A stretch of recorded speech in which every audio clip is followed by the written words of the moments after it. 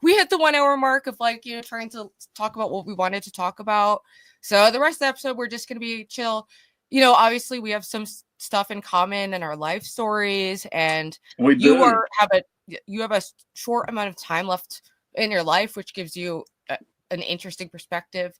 So whatever you want to talk about, we're curious. Well, Chad always wants proof, so I pulled up some of the things. You want to pull them up on Solo, Ruby? Yeah, let me do that. So this is my health right here. This is some of it. Oh, well, hold on. So heroin dependencies on there and all that stuff. Yep, mine looks like that too. Yeah. So like all that. God damn. Yeah. So So, can the first question, like, are you good? Are you okay? How's your you and feeling? Yeah, I decided to stop treatment.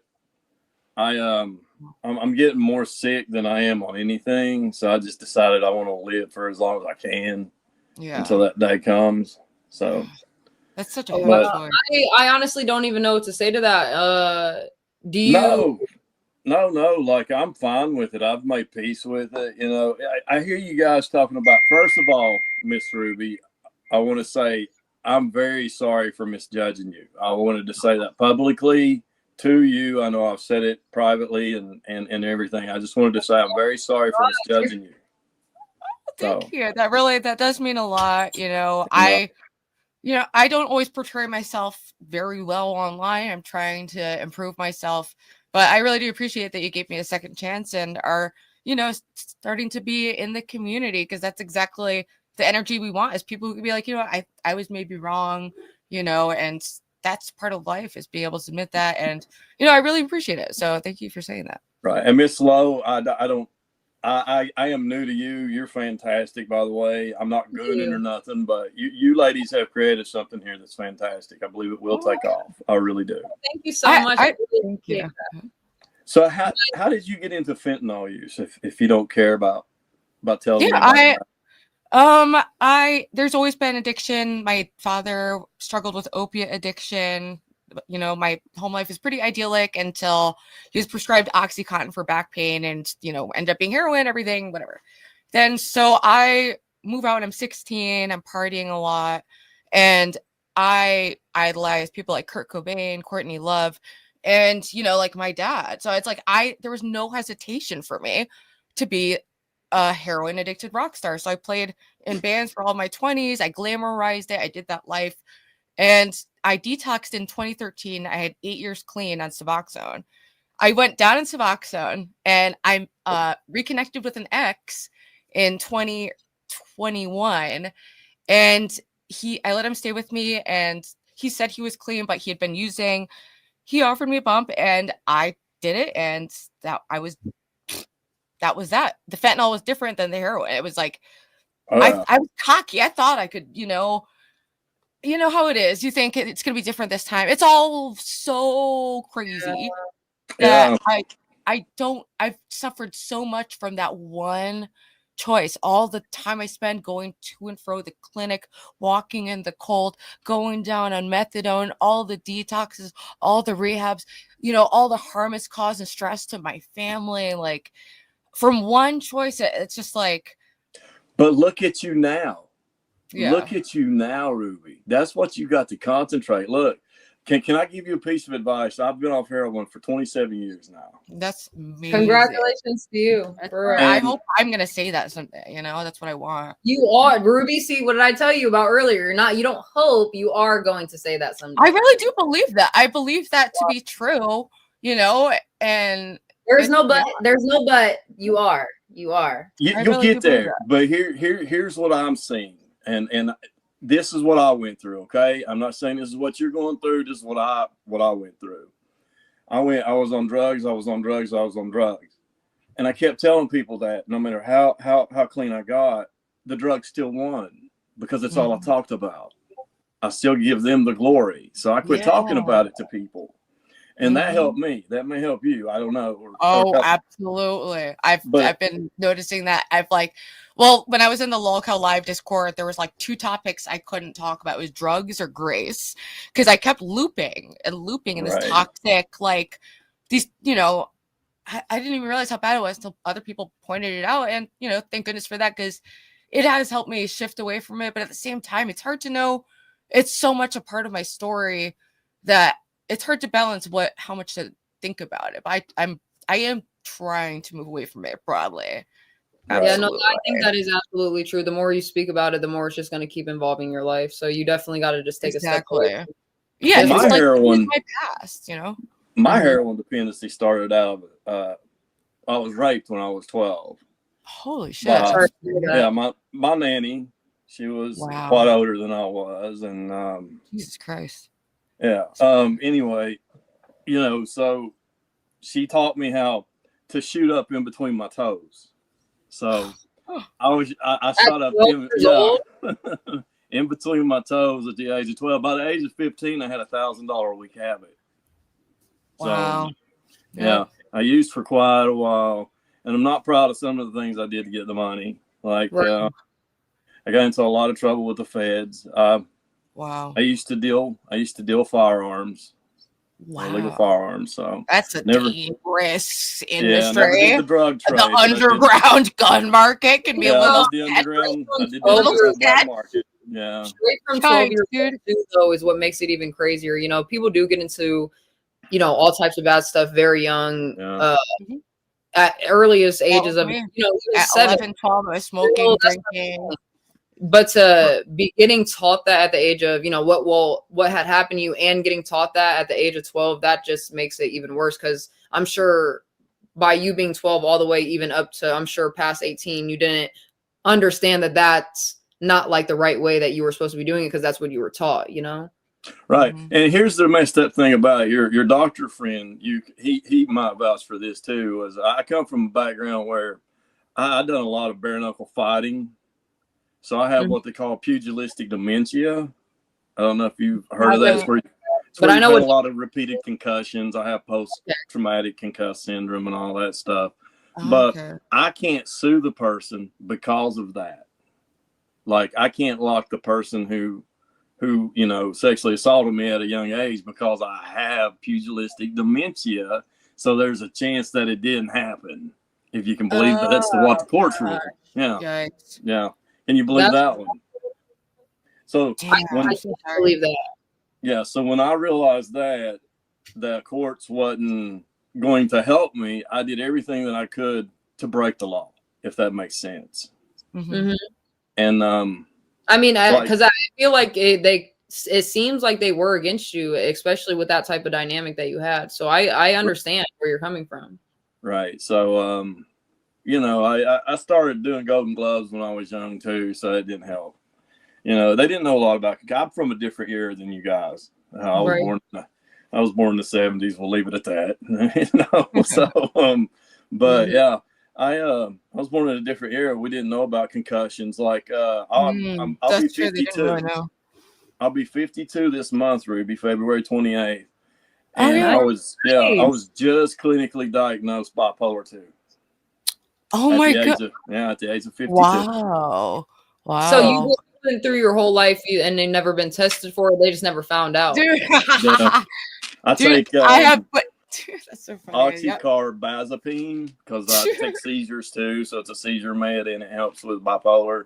I'm prescribed Gabapentin, and I don't know if it's the same one, but it's also like big, like it's these huge pills. And everyone people see it, they're like, "Whoa, those pills are huge! You must be so crazy." It's like the pill size doesn't actually have a correlation with like the craziness of it. Right. Ruby, my hat. Listen, I would put a hat on. I'm not afraid of being bald. I'm not Keemstar, but the chat always the chat Dude, always you asked me where I was today, and I felt like I haven't been in their Discord as much, and there was talks to me going to like stay with him in Brantley, but now just seeing how Lolcock Queens has gone, and it's so much. Definitely not the show that I would have wanted to do. It's not my style, like, you know. Right. Pouring syrup all over my. It's just so not me. You're better than that. Well, bald is beautiful. Tommy. But I figured it's harmless, like, I don't know, maybe to do it like an IRL meetup. Well, or Lo, something. let me It tell doesn't you even do it, something. though, In like, 5 days, I'm officially divorced. So, thought is wow. beautiful. So, Sounds like there's a lot of big it's changes. beautiful, but oh my gosh, like, can I just, like, I don't know, like, just hearing everything in this short amount of time, because you only been on here for about 5 minutes now. oh, I've Like, had a heck of a life, honey. that's what I'm saying. Like, obviously, I'm That's sure what I'm it's saying. I was like, he's gonna have like some trying shit. I left to home when I was 14. give you, I'm sure you don't need sympathy or anything, but I just want to tell you, that I am sorry that all that stuff has happened, because I'm sure you didn't envision this for your life or anything like that. And no, but I've had a good life too. I mean, I have a Mhm. beautiful daughter. And, okay, and great. my ex-wife is a wonderful woman. I ruined that marriage. I'll tell you that right now, with undiagnosed problems. And I mean, she'll tell you I never hit her, never called her names, never none of that. But I was a very, I won't say abusive person with my words, but I'm very sharp turned. You know, it's like, away from me. Exactly. Just get away from me, you know? Yeah, that's why I do block button. Yeah. It's like So I'm trying the to online way of that. saying get away. Like away. And Lo, this is probably more for you than it is Miss Ruby.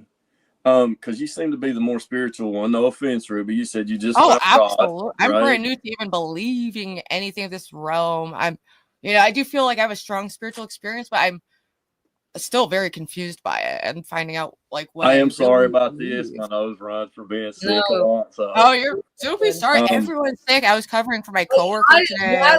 Not last week, but the week before that, I physically came on the show and couldn't talk. My voice sounded like I smoked 100 cigarettes a day for the last 50 years. Yeah, So I forgot about that. don't mind any of your sickness. I swear, we all have it sometimes, so you're good.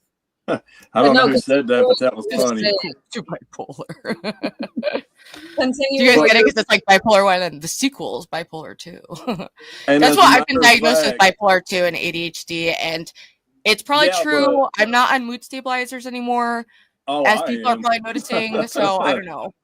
Oh no. And you know what? I see Chill Forces there, and I really want to give him a big ups because he actually he gave me a DM and was talking to me about God and things, and that really meant a lot to me. I don't want him to think that I took that for granted. But my question for you, Lo, was I was raised Pentecostal. I don't know if you know anything about that religion. No, I'm not religious. I am very spiritual, but I'm not religious. I just believe in God, a higher power. Right, like they speak in tongues, and I went to the revivals 30 days at a time. Yeah, exactly. I believe in God, and I believe that He can, but I struggle with the fact that He doesn't. The fact that I see His people struggle, and I've seen good people, good Christians, good Muslims, whatever, die, begging and pleading, and He refuses to answer, and that's the problem I have with God. Yeah. It's like, and I say that respectfully. I'm not anybody to tell them God. 100%. And that's one thing. God doesn't get mad at you for having a curious mind, or even, it's not, I wouldn't necessarily say doubtful, but having doubtful questions that you don't understand, because obviously what His understanding is, we will never be able to comprehend. You know what I mean? But I feel like the main points that I would like to make is, this life that you're living is just an experience. People only live up to 80, 90, maybe. Sometimes you can reach 100, but it's just an experience. And you have to remember there's always that eternal, obviously you're asking me, so I'm giving you my personal beliefs, so I'm not gonna, whatever. But so I believe obviously that there is an eternal life afterwards. And that is what a lot of people lack. And today, they're focused so much in what their careers are and what their titles are on earth and what they need to be doing. And those things are important, but in my opinion, there is, the eternal life afterwards. And so when people bring up the question or the statement, why does God let bad things happen to good people, or, let bad things happen to children or things like that? Obviously there's the free will aspect. God can't force us to do anything. You know what I mean? He has to give us that free will to be basically, oh, you have to choose to love me. I don't want to force you to love me, because we're not robots. We're His children. We're His people. And that ultimately, having free will instantly brought in, well, there has to be a good and there has to be a bad, because if I can't force you to love me and I can't force everything to be in my way, in my perfect way, then there has to be some type of balance in the world. And I feel like yes, he does, I guess you could say, let those things happen, but he also understands, just how I do and how I explained it, that this is just temporary suffering and that there's a whole eternal world with him, especially for the good people. So that's what I believe. Well, I believe you two will definitely be there. I do believe that. I don't know about me. I'll probably be where the fun people are. Sorry. No, No, because you still have a good I had to. I mean, I don't know what I believe about afterlife. I didn't believe in it at all, and now it's like the first time where I'm starting to believe that, but I still have no idea what. Well, I actually died. I actually overdosed on heroin as a teenager and was dead, I think, like almost 2 minutes. I mean, I didn't see no bright lights, but I didn't smell no smoke either, just nothingness. That's a good sign. I mean, obviously you're here today, so it wasn't your time to go just yet. Oh, but I know. But no, I mean, I could tell you horror stories. I don't know. I just want you to always remember, though, like, even though, you might have those doubting thoughts and God, does let bad things happen on this earth. Like, think about those times, like you just said, you did die and you were brought back to life, or you woke up today. You do still get to see your daughter. Like, he makes all of these blessings happen in front of you that a lot of people pass by just because one bad thing is happening on the side. Right. And like, that just gives you that reminder that he is there and that he does love you and he does like want you to live a good life. And, even though your life has come to what it's become, and, you said you stopped your treatment and stuff, that doesn't mean that you need to stop like living, if you know what I mean. Like, still live for yourself, live for your daughter, still live to be a good human being, even if, you do have those contemplating thoughts on God himself. Do you understand? Right. I mean, I do want to find God. I mean, I want to find some type of, I don't know, finality, I guess would be the word. I guess is what well, it's a sense of wholeness. Is like a lot of people do feel like a lacking, and then once they feel that they've been born again, which for me was a very, distinct experience, and for Lo too, of just being like, all right, everything's different now. And I have some survivor's guilt. Like, I don't know why I have this experience, and someone like Alex O'Connor, cosmic skeptic, studies theology, would love for there to be a God, but just can't believe, or there's just I don't get it. I don't. Yeah, I'm that person. I want to believe so badly in something so much bigger than myself. As selfish as that sounds, I've always had to. Ruby, you went through it. You've always had to depend on yourself when you do the things that we do, and you bring yourself through ideas and situations, and you did it. Oh yeah. So yeah. It's I mean, I lived a very wild lifestyle, and there's like a lot of fun and beauty and expression, and I love playing music, but the drugs overtook me, and I lost all of that. So right, and I replaced my faith with other things, drugs and the lifestyle that it entailed, and it wasn't all bad times. I'm not going to sit and say every day that I used drugs was horrible.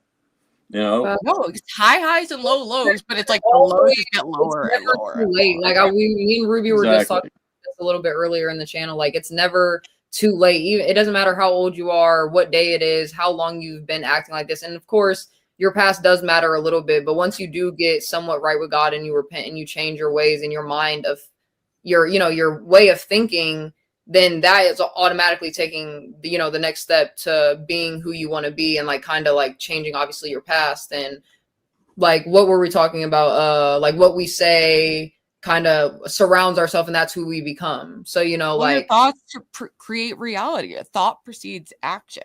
Right. So it's like, if there is a direct link, then the double slit experiment proved that particles behave differently, whether or not we're looking at them and observing them, meaning our thought is towards them. So scientifically, there's a backing to the power of like what your focus and what your perception and what you focus on. It just changes everything, Yeah, the power of suggestion. You can suggest to yourself that you're depressed. You're going to be depressed. If you suggest you're happy, that is 100% true. That is so 100%. I'm speaking from experience with that, because even when, like, I did get out of like the actual depression I was in, like, how you could just like sit around, kind of listen to sad music. You're telling yourself like, oh, I just am so tired. I'm tired of living. And it's like, you are thinking those thoughts. So of course, I fell back into depression, even if it was only for a couple of days. but it was like everything that I was surrounding myself with led to me feeling that way. And that's what I had to learn how to change. When you have a bad moment or a bad situation happen, don't just sit there and sulk and cry about it. Like, yeah, you can for a second just to release your feelings, but then get up and like either pray or do something to just change your view about what's going on right now. Think about something happy. Go fucking look in the mirror. You're beautiful. You're amazing. Like, because when you focus on all that bad stuff, it's like, it's literally more and more bad stuff are just going to come. And like I said, I'm speaking from personal experience. It can never help ever just sulking and thinking bad, negative things about yourself or your situation. So, yeah, that's why there's downward spirals. That's why I call my chat the upward spiral. It can go both ways. You know, for me, it starts with little actions, like just the tiniest, like I read all the time now, but there was a while where I just stopped reading. I couldn't focus.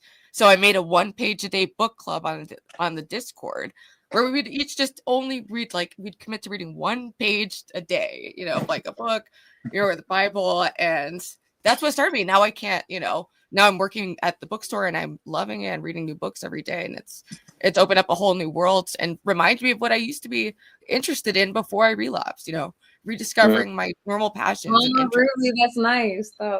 You know what? Can I ask Chad a question? Because I'm going to goon for 1 second, Ruby. Just for 1 second. You have the most incredible eyes. I've told you that. Yes, you Ruby. have she's beautiful eyes. You have the most gorgeous eyes I've ever seen on a human being. Wow. Really that was you really do. I do get a lot of compliments on my eyes. I appreciate that. Eyes. You have them piercing eyes that are just so beautiful. Yeah. And you have the just like that like shiny star in your eye that just glistens. Yeah. Oh my God, you're free. Yeah. No, you're gonna make it glisten more with like feelings. You should never be. I'm about to cry tears. Dude, I know this is what happens when you just like are vulnerable, like living. No, but like like Ruby knows, and I'm sure Lo knows that you guys know that I support Grace, and I'll leave it at that. What you and Grace have is between you and Grace. Mm-hmm. But I was wrong about you, man. So wrong about you. And I mean, I don't know what you thought, but no, can you? What can you tell us like what had happened to make you think of Ruby in whatever certain light that you thought of her in? Well, actually, I discovered Grace through King. I was a huge King. Oh yeah, he came from the lockout, so you were relatively new to her. It's not like you were this long time view or like I don't know if you still whatever. I'm not Keemstar. I don't ban people for being on other channels. It's about how you conduct yourself. That But he kept saying, you know, the whole incest allegation, and I kept like, you know, they play into it a lot, sure, but there's no proof, and you know, I wish they wouldn't play into it, but they do, unfortunately. But you know, as far as our relationship goes, mine and Grace, she's never done anything to me, you know, so I can't hate her because you two don't get along. I mean, I love you too.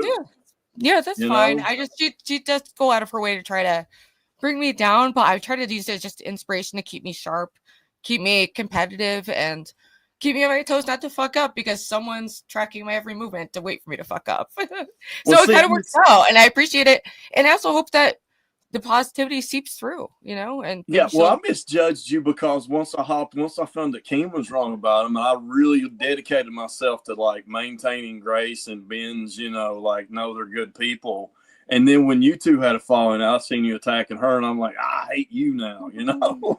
Yeah, I mean, it's all very complicated, dark situation that I don't want to, you know, get into. All the evidence is out there for everything, so it's it's not why I'm here. I'm here to be for you two. It makes me very happy though that you did, you know, kind of just branch out of that, and you didn't walk so blindly, just kept seeing Grace as whatever, and you got your own opinion about Ruby and seeing how good of a person she can be. And the fact that you were able to get up here and, you know, make your apology public, that gives you an even more like courage than a lot of people can do. So salute to you, for real. Yes. Well, I'm going to be honest, Lo, only because you said so. Ruby, you made me cry in one video. Like I'm tearing up right now thinking about it. No, because you make me want to cry. Dude, it's been close this whole episode. It's been like here's back why. In. Because like what oh God. What made me come around to you was when you were at the clinic and you had your meltdown. I know what that feels like. And I know what that I'm sorry. And I know what that feels like to have. We're all about to cry. I know what that feels like to have people make fun of you when you're really trying to reach out for help. And so, like, that's why I come around, because I was you. 27 years ago, I was you. Dude, and when I saw that, I was like, dude, she's a good person. And I'm sorry, I was wrong. You know? I mean, it's hard. You can't give everyone, you can't investigate every person online to see what kind of person they are. And I show a lot online, you know. But yeah, that was really sweet to share. And so damn you made me cry. I'm crying like this. But I mean, that's what I want. I don't want to cry online, but I want people to not be so afraid to be vulnerable, just because people are always going to clip and make fun of and try to belittle you. But you know, I think it's more brave to put yourself out there and to just be real. And I think people connect to that. So I appreciate it. And Ruby, I was just about to say, like, I think that, you know, everything that obviously that we talk about, this, what we're seeing right here in person, like one of your answers is getting prayer, or like is one of your prayers are getting answered because you know, we have talked to God together, prayed together, and you have asked, like, you know, you just want people to really just, you know, see you, and obviously you want to make an impact in someone's life, and you did make an impact in someone's life. So like your prayer literally got answered. So thank you, God. I know. Answering You're a star, Ruby. Yes, you are a star. You're a star, honey. I mean, I don't want to go too far, but like, you're a star. My family's happy with my progress, and you know, I act crazy online. I've made mistakes like not even that long ago, and you're gonna make more, sweetheart. You're gonna make so many more. Don't beat yourself up. I know, I'm trying not to, but then it's like, you know, it just makes me, I don't know. I try to just let any of the like the criticism, like just try not to take it as personal, you know, and just try to keep on trekking, you know. Well, let me throw this out there, okay? You can take it how you want to take it. I got 27 years off of heroin. If there's ever a time that you need to talk to someone or you need somebody, my phone's always open to you, no matter the time, no matter what day. All right? Because I don't want to see you relapse. You're too good of a person. Really. Thank you. That means a lot. I'm not going to. It's not. It doesn't feel like that's in the cards for me in my story. It's not even an option for you anymore, Ruby. It's no. Not at all. But I'm just throwing it out there. If you ever want to talk, what we talk about will stay private. And that's the peer-to-peer like support is so important, and communities. And you know, when I share details of my life, people say I'm like trauma dumping or looking for attention, but you know, I'm doing it for people like you and people who relate to it, you know. So that means we're humans. Like, we are supposed to have emotions. We're supposed to feel things. We're supposed to be empathetic to people. Like, and this is, and I'm so glad. Like, I'm not gonna lie. Yes, it is. I'm sure like you guys feel very vulnerable just with all the emotions running through right now in the show. But I feel like this is literally the perfect place to do this, because this is what our show is all about. And I'm sure, like, I feel it in my soul that this is also reaching somebody else. Like, your tears are helping someone overcome something that they've been struggling with. Like, so you guys should be both very proud of yourselves. So no matter what your guys' past are, like, you can always be a better person. What you're doing in the moment matters. You're great. God loves you very, very much. And he sees you as just a child. Like, you're amazing. You can do anything in this world that you put your mind to. Like, Ruby, listen up for you. Like, you can do anything you put your mind to. I swear. Okay. No, I mean, I believe in like us and the project, and you know, I want to, you know, just keep pursuing the path that I'm on, and it's been getting a lot better. Even though I have like my difficult moments, I don't want to be defined by that, you know. So 100%. Well, you're not defined by your moments. You're defined by what's in here, honey. Yeah, it's weird being online. It's a new experience, getting so much attention and then having a lot of like negative videos about me. I don't watch them, but clips still find their way to me, and you know, it messes with your head. It's a new experience to have some people like dislike me who I don't know, and it's confusing. They're gonna clip me somehow, do something with it. I look forward to it because I love the negativity, because hell, well, I'm trying. Okay, I actually do like a little.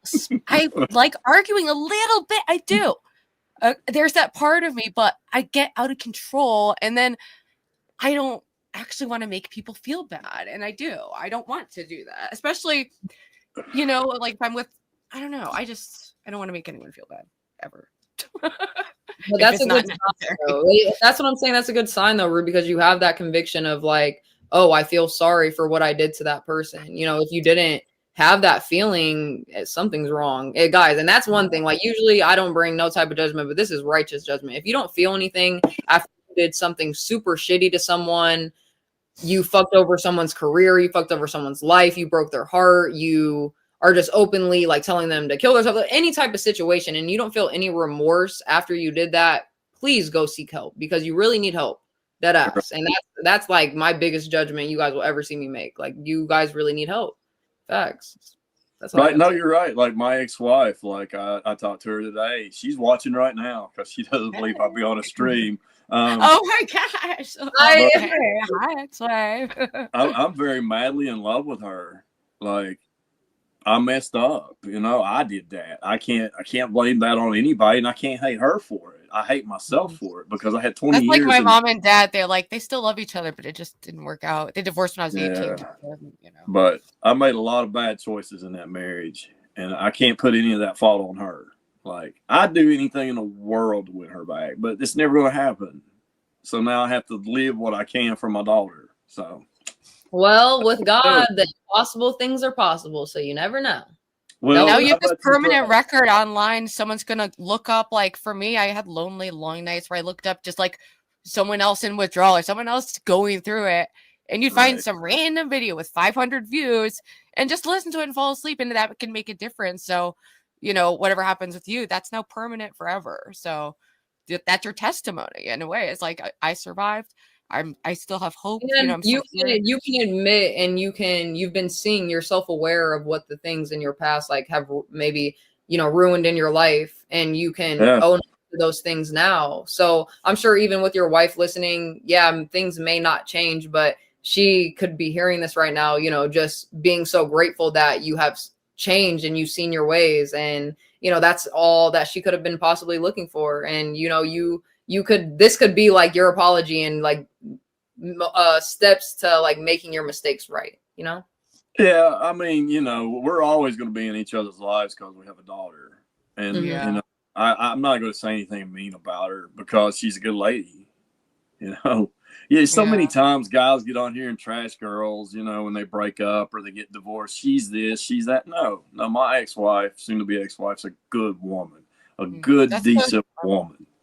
I'm so glad you have that with her, and you know, for the sake of your child, to be on, you know, not fighting, or you know, things can go really wrong in divorce. I've seen it, and I'm glad I never ended up getting married or divorced, so I didn't have to deal with that. But well, Ruby, I'm available if you ever want to get married. With those eyes, honey, you got me already. She said with the eyes are all you got to do is looking into the camera, Ruby, with them eyes. That's it. I'm done. Dude, they're very light sensitive. I wear sunglasses. Like, I can't, like, I literally, it's like, I can't. Want to put a ring on it? Right. But no, ladies, thank you guys for letting me, whatever this was. No, that was beautiful. Thank you so much for sharing your story with us and sharing it with the chat. I'm sure that I'm more than sure, I'm positive that it has helped someone out here. Like I said, with your guys' emotions, you know, even just you as a man, that shows, I feel like, other men a lot. Like, you can get up here and be vulnerable. You don't have to hold everything in. You know, men do go through a lot of things just like women, and we're not the only ones that need to cry. Well, you know, it's Ruby's fault. Blame her, Lo. You get her for me. I mean, that means a lot that it had some kind of positive impact, you know. And I'm absolutely going to be praying for you too. Like, I'm going to pray to God that something, if regardless if it's with your health, with your daughter, with your ex-wife, with your family, your life, just having something amazing happening, it doesn't matter. Like, I'm going to pray that for you because you absolutely deserve that. Everyone deserves a little bit of good times in their life, you know? And I love your pipe, by the way. Thank you. I'm jealous. I'm on these. Dude, we see them all. I'm so carded. I don't even. You know, this helps my bipolar more than anything.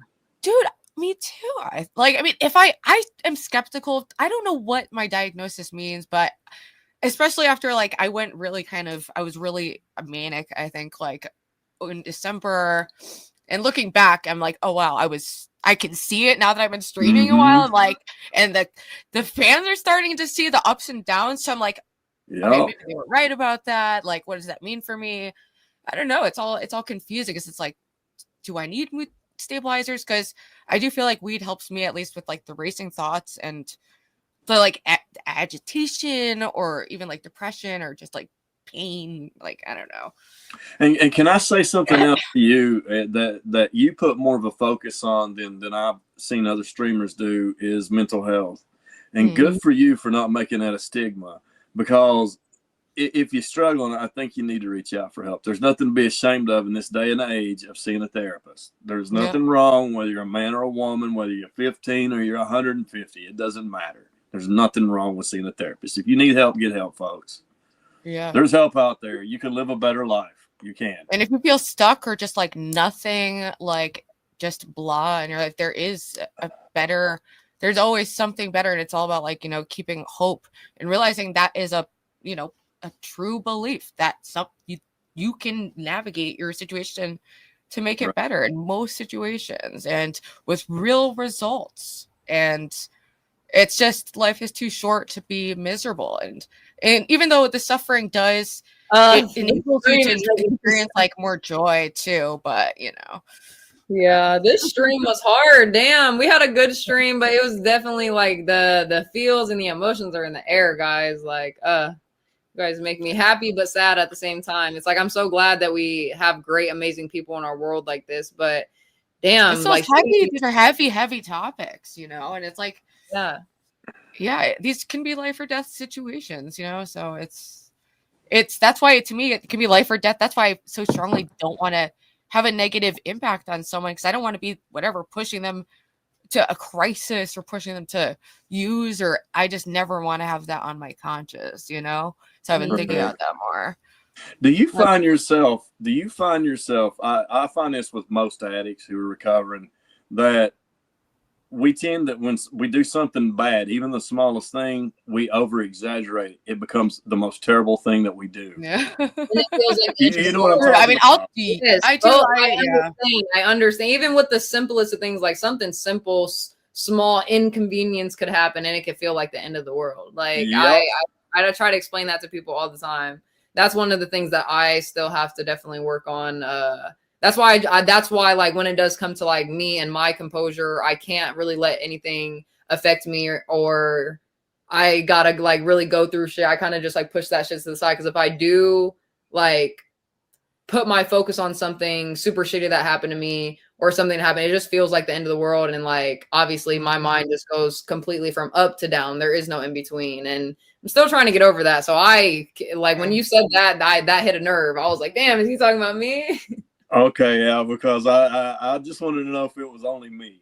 Oh, no. Yeah. I mean, I feel like a raw nerve a lot of the time, and I'm just trying to mitigate the damage around me most of the time, like, and not lash out at people. But I freak out, like, sometimes I'm napping, my alarm goes off, I have to go to work, and I start crying. I'm like, I have to get up and walk in the cold, like, just I'll just be like, it's, you know what, I want none of this. I don't want to do it anymore. But I, come back from that. I'm never like, I'm not suicidal way, but just like, it's brutal. It's a mindset to explain for sure. Like, it's not like you're like how you said, it's not like suicidal, but even Stevie made the point, like sometimes you just get tired of being tired, like, and you just you do. You feel just want to be like, I tap out. Like, can I get like, there's no, for me, I also get just tasks overwhelm me in the most demented, ridiculous, non-functional way, where I'll just put off like the most basic thing until all eternity, and it's so bad. But you are beautiful chaos, Ruby. That's if I had to sum it up, it would be beautiful chaos. Would you not agree with that, Lo? I know I do. I definitely do agree with it, because Ruby, there is the little bit of chaos. Like, you still bring the best out of it regardless. Because like you even said, like you'll go on this whole blocking spree, but then a day later you're like, oh my gosh, guys, I'm so sorry, because like you're remorseful for it, you feel bad for it. So it's like you bring this beautiful chaos. That's a perfect. I appreciate it. I'll tell you, and I'm trying to, like, even one of my books, it's like chaos emergence from order or like something. I'm like, I'm trying to find order in the chaos, but it's also, that's part of my, I've always been kind of a free spirited kind of artistic DIY kind of person. So I always just had that approach to life. There's Exactly. a book. I do see Monty in the chat. I just wanted to say hey to her because I absolutely. There's a book you need to read, Ruby. It's on the art of not giving a fuck. Oh, I've heard of that. That's it. You That's need to read that. It'll help you. It's a good one. It will help you. If it comes through the bookstore, I'm grabbing it, or maybe I'll order it offline. You Or I'll put will it on not my regret it. And that it's kind of like that title. I've never read the book, but that book has always gave me vibes of just like the art of detachment, basically. You know what I mean? I need that. You gotta learn how I to detach and not care about anything, literally. And that I don't even need that book. That I've already mastered that. But I can admit though, guys, like you can get to a point when you do stop caring about a lot and detach from a lot that it's like it can become a problem to where it's harder to maybe make a connection with a person or feel as strongly for a situation that you should, or be as mad or be as happy as a situation, because it's like anything, you know, once something kind of sucks into your life so much, you kind of become it. And if, you know, you try to master the art of not giving a fuck, then you're really not going to give a fuck about anything. So you have to have that perfect balance in between. And I'm still working. Like most of the time I'm good, but then there's some times that like I really just don't care about anything. And I even think to myself, like, that's a problem. I need to fix that. So yes, but I do agree that book would probably help you out a lot because yeah, it's a huge but Lo is right. There is a balance. I mean, I've had to learn the hard way. It's in the last year that I've learned how to cry. And I'm 52. Yeah, you know? That's what I'm saying. You have that, you have a hard time, like you said, crying, making a connection with the person. Maybe like I can take my just experience as in when I like mastered my art of detachment, it came to the point where like, even though I was around my mom and my stepdad and my sister, and I knew that they were my mom and my stepdad and my sister, I didn't feel this deep, like, connection with them, like, oh, like I would die for them type, like that you're actually supposed to feel for your family. And it was very hard to like show them any type of like emotion, which I have moved past that now. Obviously I've been working on it, but that's just like one of my little experiences with that. So I know how hard it is to like try to keep that balance. But once you get it, it's like you just find the perfect balance that you know how to maintain after that. Yeah, I need to, because if I'm going to be on the internet doing this, and especially if I find more success, it's going to be more people, more criticism. I'm going to have to, there has to be a healthy way to do this. There's got to be, you know, like Ruby, yeah, I'm going to be Keemstar. I'm going to be Keemstar here in a minute. Okay. Listen to me. If you listen to me, I will help you get subscribers. No, I'm kidding. No, but I will help you get the right track. Shave your eyebrows, okay? Grab some syrup and some peanut butter. Can you imagine? I just would never shave my eyebrows. I just would never. I'm sorry. Yeah, I don't think I have a face card for no eyebrow. Like that's scary. I don't know. I don't think I can shave my eyebrows either. They're too much of a prominent part of my face. Like, no, you have beautiful eyebrows. I like them. They're thick and bushy. Yeah. I love her eyebrows. Like, Ruby's eyebrows are. That's what I'm saying, Ruby. Like me and you both. Like obviously, I just have dark features, so mine would look crazy. But yours are just so nice and big and shapely. Yeah. Like they have the arch. I mean, I feel it. You know, there's a little assistance in the shapeliness. But, you know. Do that again. I didn't get to see them eyes long enough. No. That's the most beautiful eyes, dude. I'm sorry. That's why I wear sunglasses when I'm out, because sometimes I do feel like if I look at someone, it's like we see each other's souls for a second, and it makes me feel naked, and I'm like, I'm sorry. Like I must feel like that. So I literally, when I go out during the day, hat and sunglasses always, and also I just feel like shy sometimes. Like, but it also makes me, it draws more attention. I'm like,